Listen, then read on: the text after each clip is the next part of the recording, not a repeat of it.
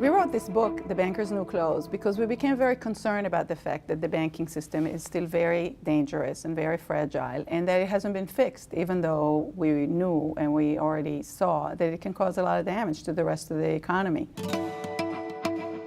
Banks and financial institutions are by far the most indebted entities in the economy. There is no industry that comes even near the indebtedness of the banks. They basically are similar to a homeowner who paid almost no down payment to get a big mansion.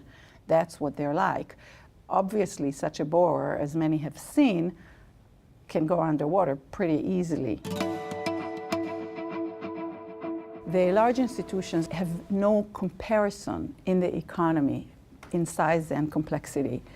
If this system starts cracking, what we might discover is what Ireland discovered or what Iceland discovered, that they are almost too big to save, that they can really take down economies with them. The system can be fixed, first and foremost, by realizing that there is nothing that special about banks. Every industry is special, and banks have their own things that they do, but some would have you believe that banks are so special that nothing that other firms or other businesses experience or the forces that they have to deal with applies to banks, that they live in their own universe, that they make up their own rules.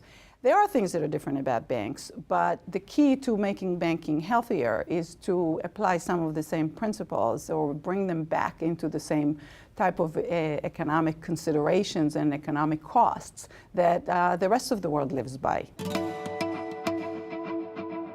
The banks would have you believe that if we try to make them safer, that somehow that would interfere with what they can do. The first thing to realize is that's just false. That is a false statement and misleading and a self-serving assertion. The banks can be a lot safer, and yet they will, if anything, work better for the rest of the economy.